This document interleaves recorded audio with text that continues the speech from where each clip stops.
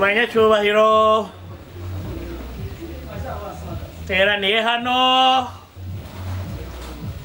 baba abaturutse mu bihugu by'amahanga baba n'abandi tubana umunsi ku munsi kwizihiza Noheli tubona nukuzirikana uwatwitangiye ku musaraba. Muri iki gihe bavuga ko Muammar Gaddafi ari umwe mu bantu bari bakunzwe. Yavuze ati ni Allahu Rahman Allahu Akbar ni Alhamdulillah Rabbil Alamin ni Libya ndikuraskal Rabbul Rahim ndi umunyaribiya nkunda Libya navukiye muri Libya ababyeyi banje n'abanyaribiya ibyo mu nkoreye byose nzabibitura potere gitwaza tunagusuhuje naje ndabasuhuje mu izina rya Yesu. Uravuga iki kuri ibi birori? Ngo mbere ibyo byose byarahanuwe ngo hari imbaraga z'Imana hari icubahiro hari ugutamba wera wa Israel abiri ngira abantu barabahemukira ndetse babahanga amaso bakabakoza isoni. Wentugira utewa wowe ntuzuhemuka ukuntu ukoza isoni abwikuzo mana yaje gukura bikwiriye. Urakoze cyane Gatete. Ese Gatete ni muntu ki? Isobanurira abatwumva Gatete ni muntu ki? Yumbashire ngo ni muntu ki birangora, ariko Gatete ni umunyarwanda w'i Rwanda ukunda u Rwanda akabana n'abanyarwanda. Urakoze cyane. Ese muri make Gatete akora iki ko abantu bamuzi cyane cyane bavuga ngo Gatete ni muntu ukora iki? Dusobanurire neza nyine tubwire Gatete.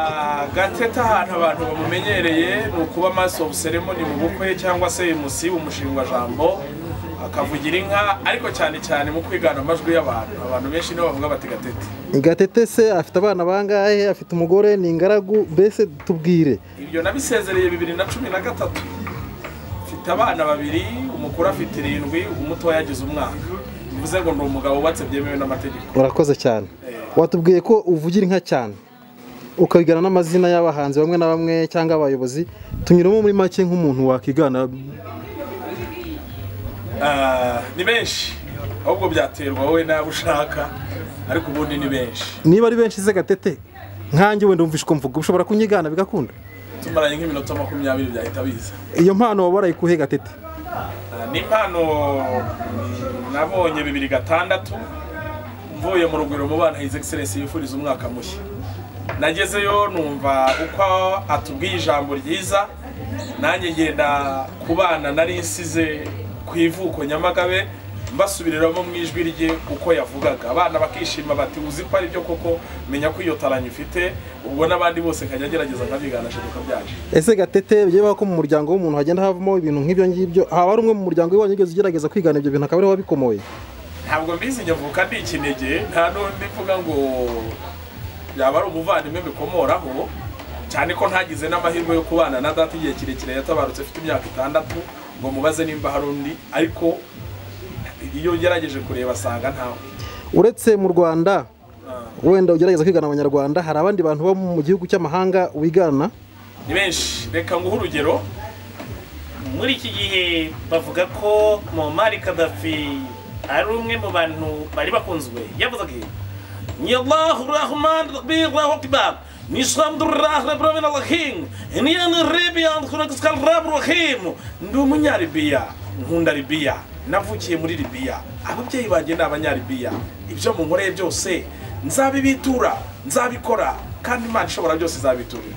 Ido nido ku nkuru mujeje kuza murakurikira ku Ijwi ry'Amerika, ariko turatanzira batamugwarukana bapfasoni barasigura ko vyogenze neza. Amarari BBB imiduga ariko ngako abajeje kurongo imiduga bariko barerekezayo. Mugenzi wacu Jacques Mwambutsa ari Kigali aratubwira ingene vyokogwa. Nkuko bigaragarira bamwe mu bagitabiriye inshuti imiryango n'abavandimwe bose bari gutembera umujyi wa Kigali, imihanda ni BBB amatara raka nopwe bazidekoye. Urabona ko Kigali yabaye urwererane bagira bati ni Bethlehem yimukiye muri Afrika. Ubikigaragara abantu baze ku munsi mukuru wa Noheli bakaba bagiye kugenda bishimana n'imiryango yabo, abandi mu cyaro bakaba bateze amabasi yabuze dore ko imodoka zabaye nke, gare za ruvunganzoka ukurikijeho buri wese yerekeza bigikurikiye, yaba abanyamakuru, abashakashatsi, inkuru babuze nabo bazaka kuko buri wese ari mu rugo rwe ahugiye kuri uyu munsi mukuru. Jean Claude Mwambutsa, Ijwi ry'Amerika, i Kigali mu Rwanda ku Gasaraba. Wari mugenzi wacu Jean Claude Mwambutsa uduhido nido, bamwe mu bagiye babigarukaho bavuga ko ibyo bizakorwa. Reka bakunzi b'ikiganiro tumaze kubasuhuza, mwebwe kubagezaho ikiganiro ndi Ali Yosofo Mugenzi, turi kumwe na Bwana Ezra Mpyisi, turagushuhuje. Turagushuhuje nani? Unavuga iki kuri ibi byose? Ya Imana ya Abrahamu, Imana yabitse, Imana y'imbaraga, yarubahwa mwana wanjye, yabayeho tanga amaraso y'igiciro, ntibabaye abapfapfa ariko bavuga guca mu ijambo w'agahungu.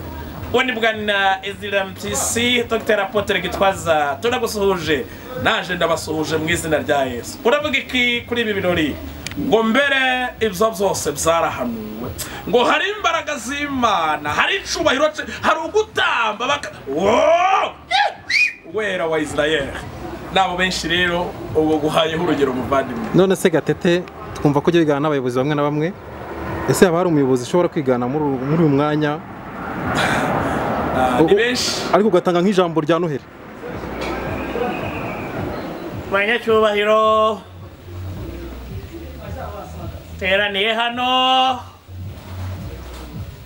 baba abaturutse mu bihugu by'amahanga, baba n'abandi tubana umunsi ku munsi kwizihiza Noheli, tubona ni ukuzirikana uwatwitangiye ku musaraba. Hari abandi babifata uko babishaka, bakavuga ngo uwo munsi buri wese ari ukwemera kwe. Twabifuriza umunsi mwiza, mubana neza, ugakorera igihugu cyanyu, baba abora ahangaha n'abandi ukabibamenyesha. Soza rero nabashimiraga, rimwe hari aho nagiye baravuga batari ko barabaza batari ku iyo minsi mikuru ni ukunezerwa. Reka twakira ikibazo kimwe. Murakoze Nyakubahwa Perezida wa Repubulika, amazina ganje gabanyita. Vuga neza witoze tubashe kumvikana. None amazina yawe banyitaga Edouard. hanyuma ikibazo cyawe ni iki? None go umunsi mukuru bari bazabikemura ababishinzwe, kandi umunsi mukuru bazawubaha. Thank you. Yes. Gatete rero nagira ngo ubaze ikindi kibazo kimwe. Ese muri izi mpano zawe ujya wifuza ko zagarukira hehe ugereranyije n'uko uziyumvamo n'uko uzikunda? Wumva muri make wifuza kuzagarukira hehe? Nta wifuza kugira hagarukira kereka isi igutiruye Imana ikisubiza ibyayo. Ahubwo nifuza ko yagura birenzeho, kugeraho nanjye nzagenda mvuga ibyiza by'u Rwanda rufite, mbibwira aba diaspora bari imahanga muri Rwanda Day. Habikora muri ayo majwi yose y'abanyamakuru n'abandi batandukanye, ariko mbabwira ibyiza u Rwanda rwagizeho. Numva ariyo ntumbero nzavuga ngo bya bindi birasoma. Ese ko bijya bibaho ko umuntu wenda atoza abana be cyangwa inshuti, haba ari abantu bamwe nabo mutoza kuba bazamenya ibi bintu kugira ngo uramutse ushaje bazabashe kubikora nabo? Barahari benshi.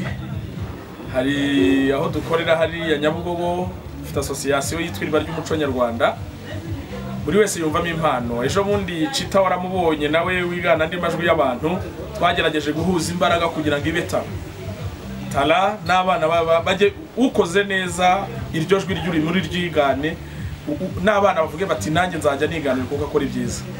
Yes. Umuntu ubona Gatete muri aya masaha cyangwa se umuzi nk'umuntu uvuga inka, ese wenda ko cyane cyane bijyanye n'umuco abantu babyiga, wowe waba warabyigiye ko iyo uvuga ikinyarwanda tumva tumeze nk'umuntu ukizi cyangwa se ikinyarwanda waba warakigiye he?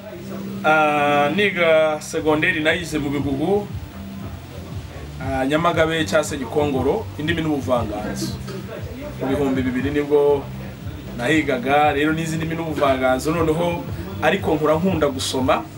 Ndavuga nti umuco wacu ano mu ndirimbo y'urimo ngo umuco dusangiye uraturanga.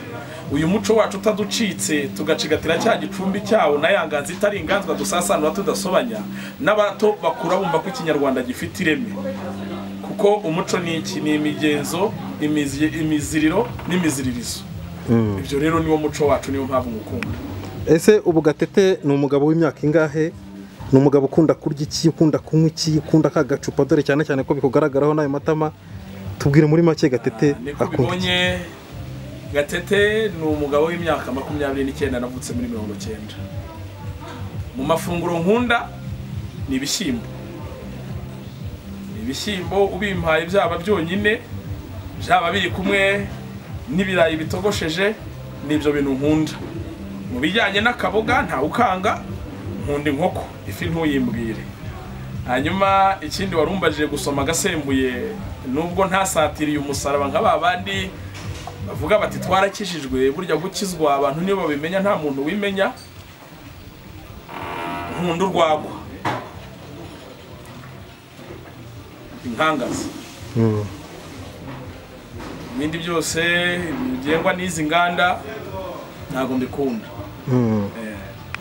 Ese ubusanzwe Gatete bijyanye niyo wenda tuvuge n'ibintu bisanzwe, uribona ko abantu bakunda ibintu bimwe na bimwe, bagakunda kujya ku mazi, gusohoka, kubyina. Gatete niki kimushimisha muri make? Ikintu kinezeza ni ukubona abana bato bakina, nanjye mbakinamo, yaba ari ukubaririmbira, buri wese akubwira ati tonto turirimbiye. Ibyo warumbajije byo ku mazi byo niyo nyabonye mwibase ndahungabana. Kuko niyo nyabonye mwibase ndahungabana. Kera nigeze kurohama mu mugezi bita Rukara, ubwo rero ntinya amazi. Utinya amazi? None se Gatete tubona aha ngaha nk'umuntu wigeze kuraba nk'uko bivuze, ese mu by'ukuri wenda tubwire ikintu gitangaje wenda wababonye kuri uyu munsi, ku munsi wa Noheli nk'uyu nguyu, ikintu gitangaje wababonye ni nk'iki? Ikintu gitangaje nabonye tutari tumenyereye mu Rwanda rw'imisozi igihumbi, ni imbere y'umujyi wa Kigali, ubusitani bwiza buhari, hariya babwubatse. Nicyo kintu gitangaje nabonye, navuze nti u Rwanda ruradutekerereza, aho umunyarwanda utabashije kujya muri ka kabari tuvuga, muri ya hoteli, muri ya restaurant, aze yicarire mu mujyi wa Kigali imbere yawo muri buriya busitani, afata ifoto y'urwibutso n'umuryango we, biri bubanezeze. Icyo rero nicyo kidasanzwe nabonye ko leta iradutekerereza, igatekereza n'aba bandi ba rubanda rugufi batuye muri uyu murwa, ko hari ahantu basohokera bakicara nubwo batagira icyo banywa, bakareba amaso akaruhuka, bakavuga ngo papa mama cyangwa se famiye yadusohokanye ahantu heza.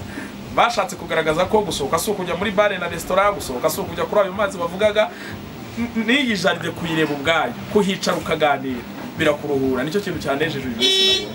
Urakoze cyane. Dusoza nagira ngo tubwire, ese Gatete wamushaka yamusanga he? Ese Gatete wamushaka, mbese banza tubwire ahantu Gatete wamushaka yamusanga.